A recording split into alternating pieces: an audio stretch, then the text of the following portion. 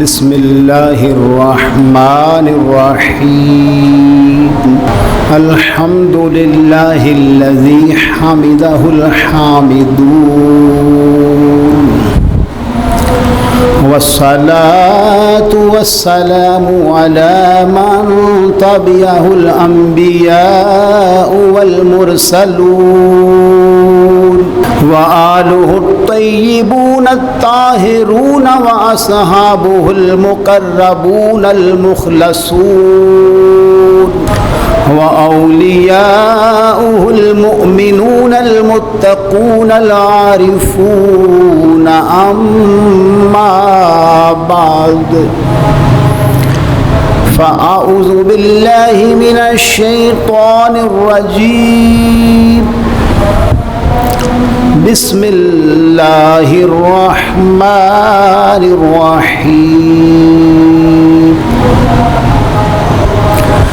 ما كان محمد أبا أحد من رجالكم ولكن رسول الله وخاتم النبيين صدق الله العلي العليم وصدق رسوله النبي الكريم ونحن على ذلك لمن الشاهدين والشاكرين والحمد لله رب العالمين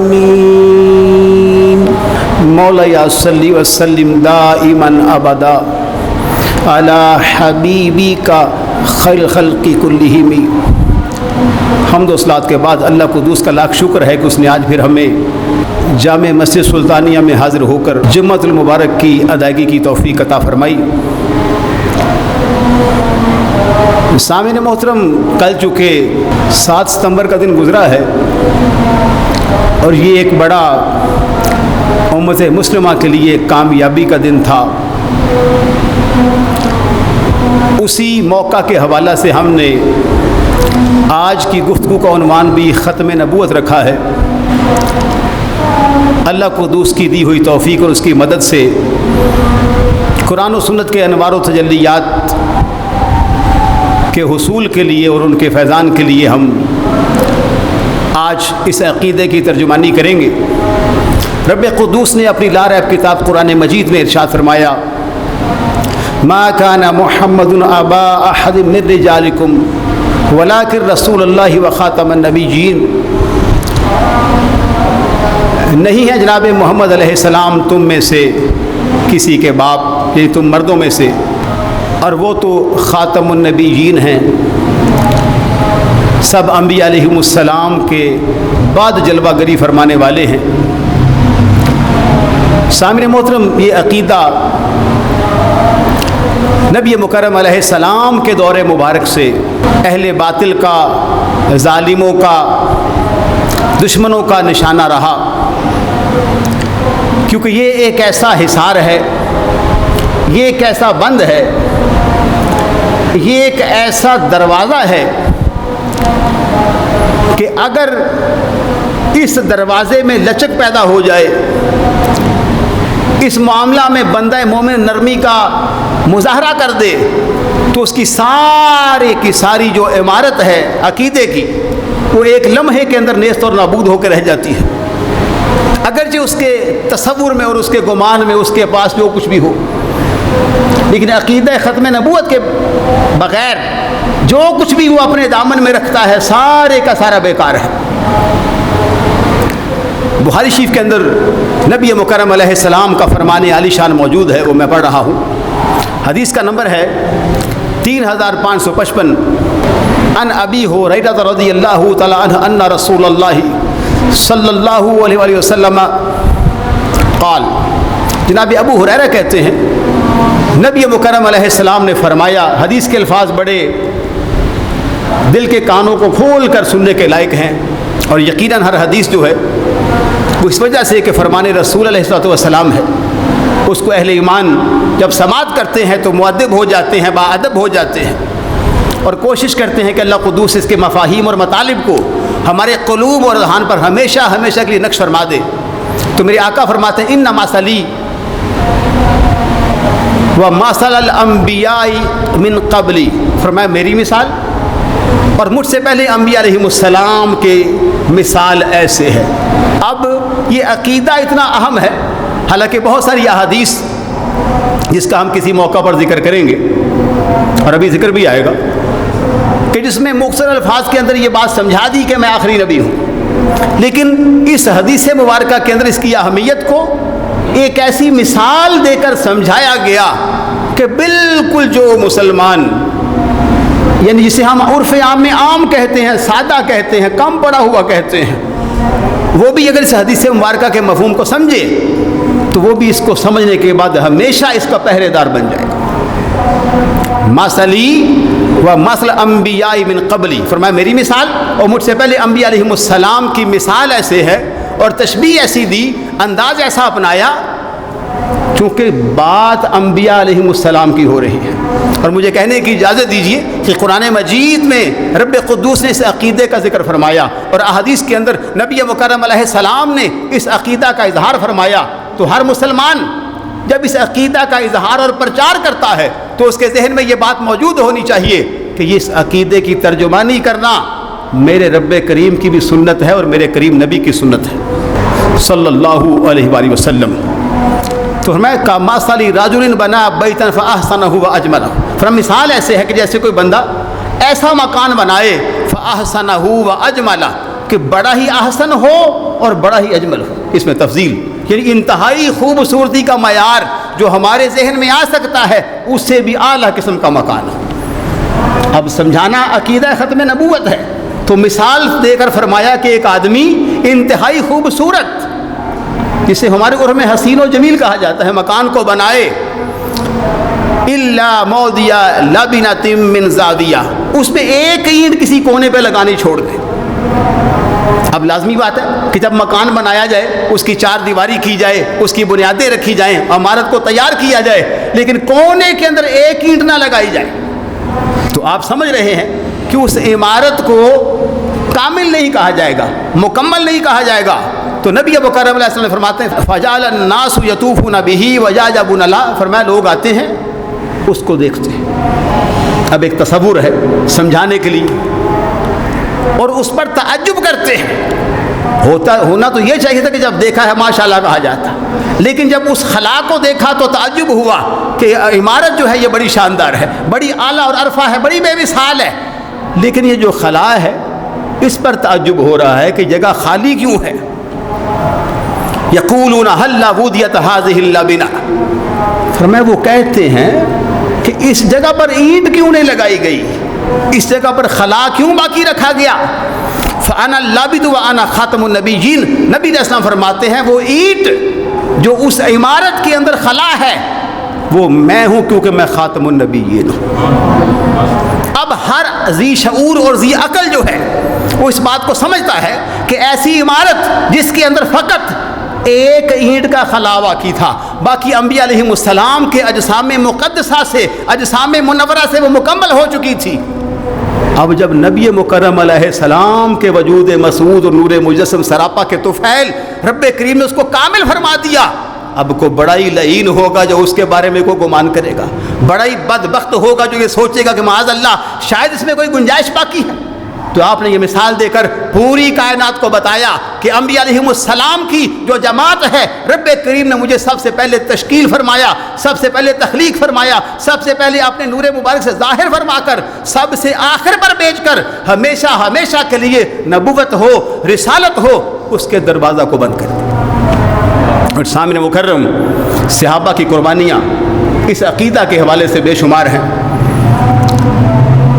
میں ایک ایسی خاتون کا ذکر کر رہا ہوں جن کا نام نامی تسیبہ بنت کعب ہے رضی اللہ تعالیٰ عنہ۔ علامہ حلبی رحمہ اللہ نے سیرت حلبیہ کے اندر لکھا کہ یہ خاتون قوت ایمانی کی وجہ سے، مسلمان ہونے کی وجہ سے اس قدر بہادر تھی کہ جب بھی جہاد میں جانے کا وقت آتا اپنے شوہر کے ساتھ ہمیشہ اپنے دونوں بیٹوں کو، جن میں سے ایک کا نام حبیب تھا دوسرے کا عبداللہ تھا، ان کو ساتھ بھیجا کر۔ یہ ہے جگرہ اسلام کی ماؤں کا، یہ ہے میرے نبی علیہ السلام کی نگاہ نبوت کا کمال کہ جب وہ نسبت حاصل ہو جاتی ہے پھر بظاہر تو وہ خاتون اور عورت دکھائی دیتی ہے، صنف نازک دکھائی دیتی ہے، لیکن رب کریم اس کے اندر قوت ایمانی اور جذبہ ایمانی اس قدر پیدا فرما دیتا ہے، پھر وہ اس بات کی پرواہ نہیں کرتی کہ شوہر جنگ میں جائے گا تو جام شہادت نوش کر جائے گا تو میرے پاس کون ہے؟ اس کو پتا ہے کہ میرا سہارا اللہ کی ذات ہے، مجھے نبی علیہ السلام کا سہارا حاصل ہے۔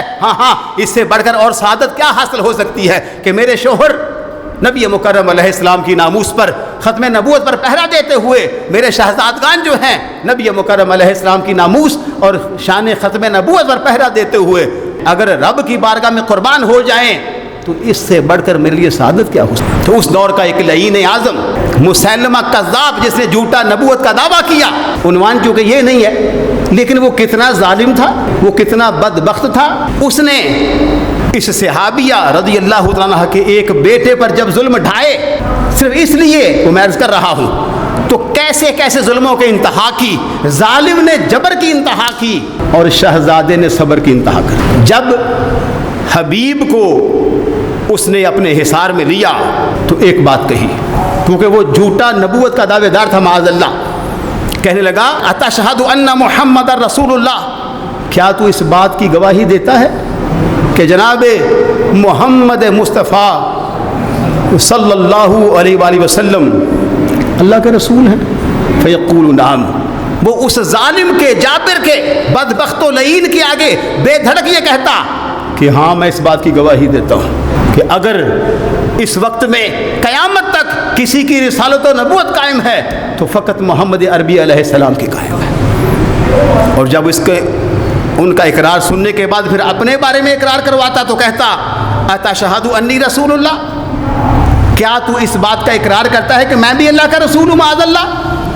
وہ کہتے نہیں۔ جب نہ کرتے تو وہ بدبخت ان کے جسم مبارک کے ایک عضو کو کاٹتا، اتنی اذیت انہیں دیتا کہ شاید اپنے جسم کے اعضاء کٹ جانے کے باوجود نبی مکرم علیہ السلام کی نگاہ نبوت سے فیضیاب ہونے والا یہ شخص اس خوف سے معاذ اللہ میری نبوت کا اقرار کرے، رسالت کو مانے، لیکن اس مرد کلندر نے، اس کامل و اکمل عاشق رسول نے ہر مرتبہ اس کے سوال پر اس بات کی تو گواہی دی، ہاں اگر کوئی اللہ کے رسول ہیں، اگر کوئی اللہ کے نبی مکرم علیہ السلام ہیں تو جناب محمد مصطفیٰ علیہ السلام کی ذات مبارکہ ہے۔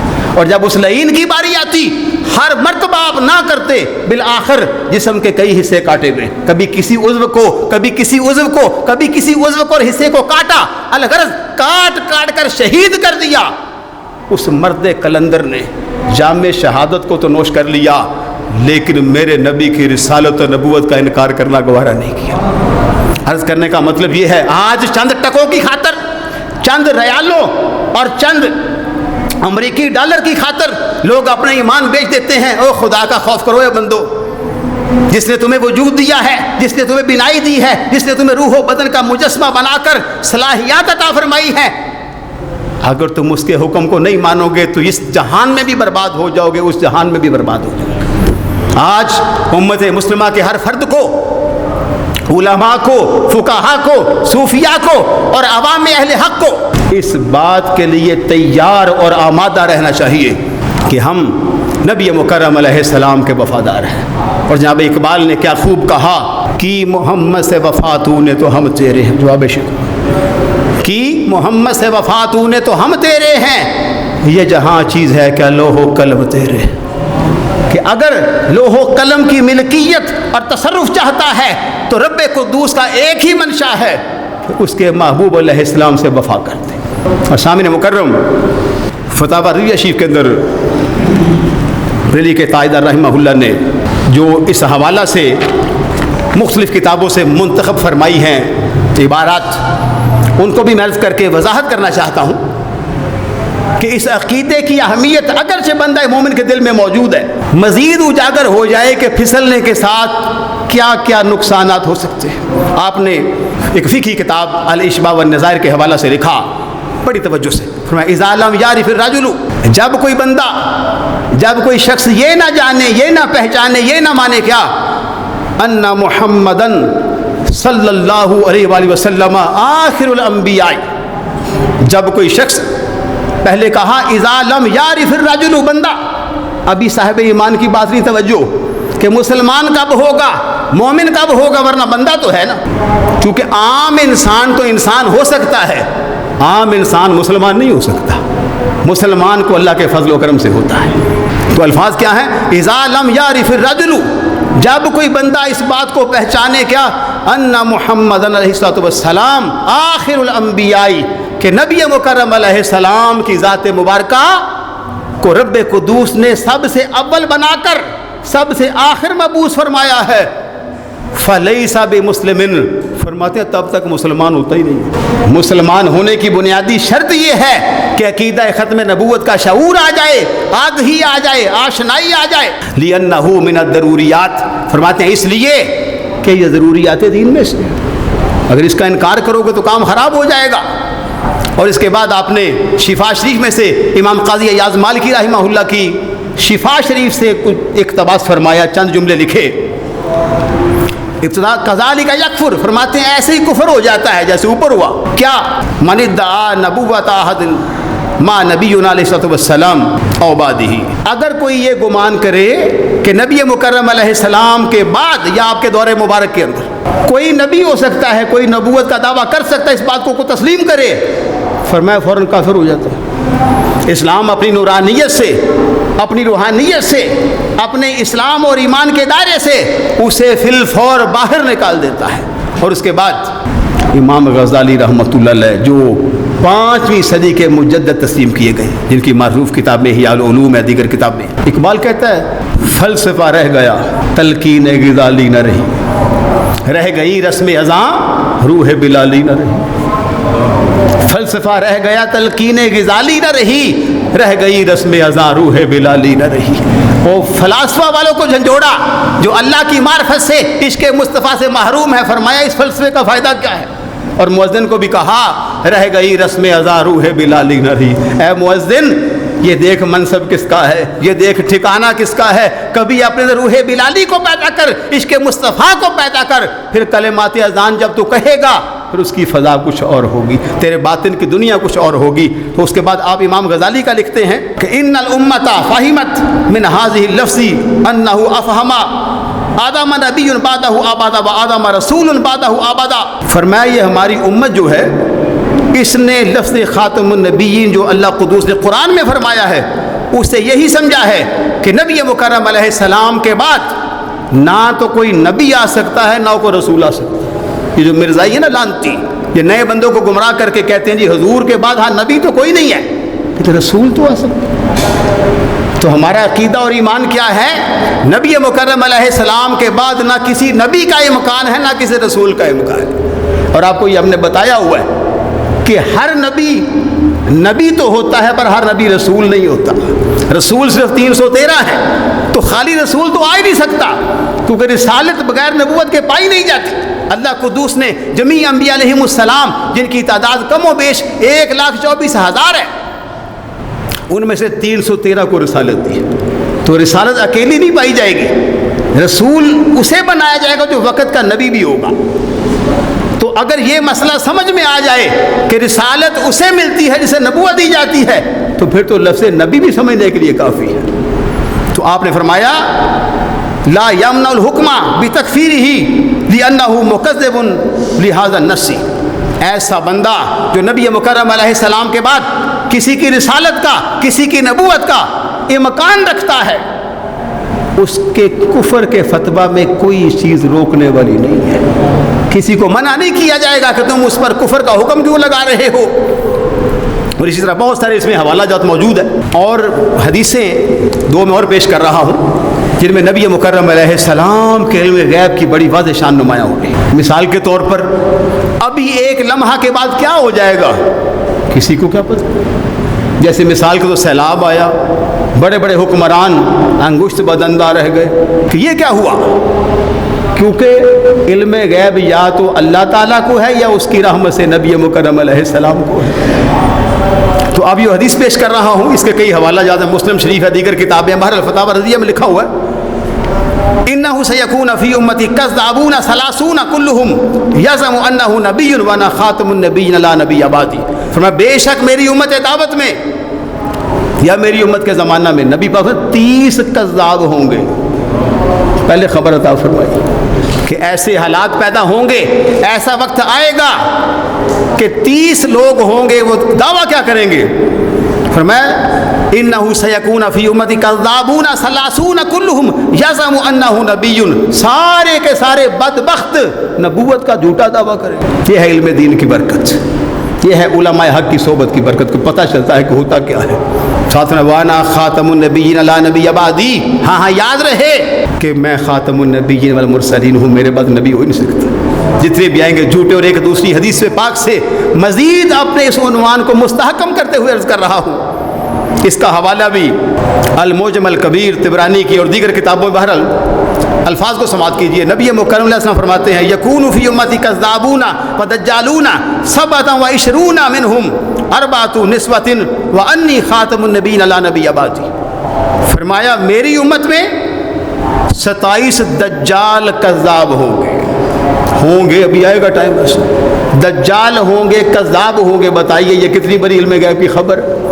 اگر ابھی بھی کوئی نبی مکرم علیہ السلام کے علم غیب کو تسلیم نہیں کرتا تو ہم اسے دعوت فکر دے رہے ہیں کہ رب کا عذاب آنے سے پہلے کبھی کبھی ایسا بھی ہوتا ہے کہ اس بستی کے اندر ایک بدبخت ہو تو اس کو سمجھانے والا کوئی نہ ہو، تو اللہ کی ذات اس ایک بدبخت کی وجہ سے سب پہ عذاب فرما دیا کرو. اللہ ہمیں اپنی پناہ میں رکھے اور ہمیں باخبر فرمائے. فرمایا 27 کذاب ہوں گے، دجال ہوں گے. منہم 4 نسوۃ، میں ان میں 4 خواتین بھی ایسی بدبخت ہوں گی. آج کل آپ دیکھیں نا، وہ عورتوں کی پیری بڑی چمک رہی ہے. اقبال کہتے ہیں نہ تخت و تاج میں نہ لشکر و سپاہ میں ہے جو بات مرد کلندر کی بارگاہ میں ہے. اللہ والے ڈھونڈ رہے تھے مرد کلندر کو. آج کے دنیا دار عورتوں کی صحبت میں بیٹھنا پسند کرتے ہیں. کمال ہو. کب سمجھ آئے گی کس بات کی وہ پیر ہے جو عورت ہو اور اپنے گرد غیر محرم مردوں کا ہجوم کر کے رکھے. وہ تو بہت بڑا فتنہ ہے، اس دور کا ہو یا آنے والے دور کا ہو یا گزرے ہوئے دور کا ہو. اس پر بھی کبھی بات ہوگی. تو فرمایا وَأَنِّي خَاتَمُ النَّبِيِّينَ لَا نَبِيَّ بَعْدِي، فرمایا میں آخری نبی ہوں، میرے بعد نبی کو. اس عقیدے پر مجھ کو اور آپ کو آگاہ بھی رہنا چاہیے، اور اس میں زیادہ نہیں تو ویکلی ایک سیٹنگ ہونی چاہیے اپنی فیملی کے اندر، تاکہ ہمارے بچے ہمیشہ کے لیے اس مرزائیت کی نحوست سے، اس کی لعنت سے بچ سکے. اللہ کو دوست کی بارگاہ میں دعا کرتے ہیں کہ مالک الملک مجھ کو اور آپ کو نبی مکرم علیہ السلام کے ساتھ وفا کرنے کی توفیق عطا فرمائے. وآخر دعوایا ان الحمد للہ رب العالمین.